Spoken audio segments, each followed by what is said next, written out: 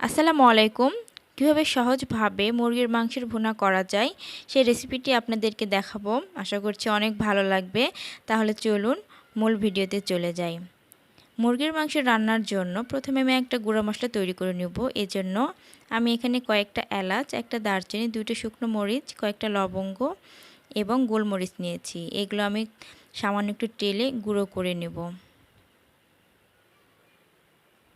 এখানে মুরগির মাংস নিয়েছি প্রায় 1 কেজির মতো। এবার একটা প্যানে আমি পরিমাণ মতো তেল দিয়ে দিলাম, 2টি তেজপাতা দিয়ে দিলাম, দারচিনি 2 টুকরো, 3টা এলাচ এবং 2-3টা লবঙ্গ সামান্য একটু ভেজে নেব। এখানে আমি হাফ কাপ পেঁয়াজ কুচি দিলাম। পেঁয়াজটা ব্রাউন হওয়া পর্যন্ত অপেক্ষা করব। ব্রাউন হয়ে গেলে এখানে পেঁয়াজ বাটা দিলাম হাফ কাপ।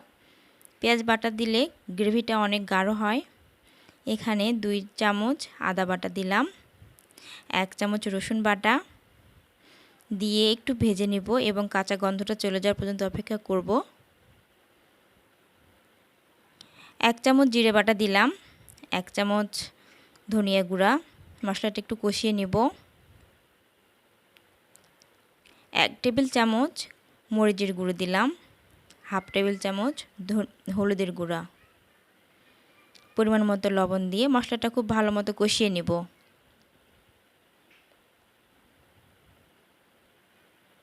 সামান্য একটু পানি দিয়ে দিলাম যাতে মশলাটা পুড়ে না যায়।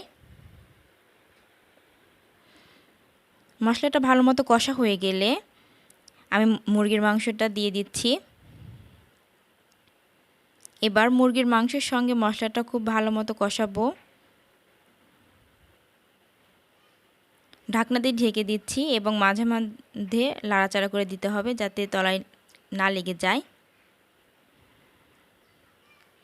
মুরগির মাংসটা খুব ভালো মতো করে কষাতে হবে। যত ভালো মতো কষানো হবে তত ভালো স্বাদ হবে। প্রায় 20 থেকে 25 মিনিটের মতো আমি এভাবে কষিয়ে নেব। এর মাঝে কোনো রকম পানি আমি ব্যবহার করছি না।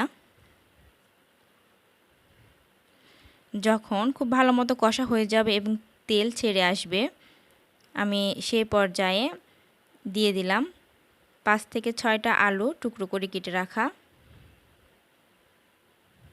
এবার আলুটার সঙ্গে মাংসটা আবার কষিয়ে নেব 5 মিনিটের মতো।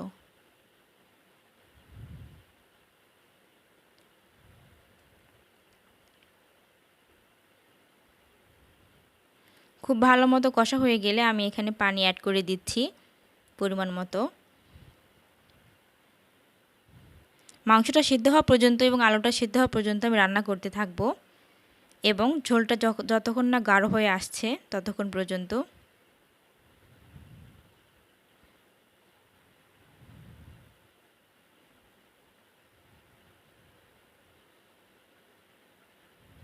মাঝে মধ্যে ঢাকনা উঁচু করে একটু নাড়াচাড়া করে দিতে হবে তরকারিটা।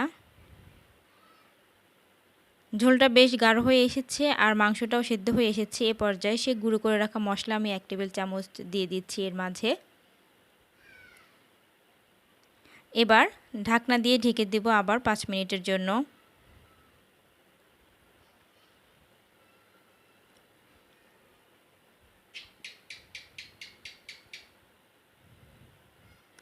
এ পর্যায়ে কিন্তু আমার রান্নাটা হয়ে গেছে। এখন সার্ভ করার পালা।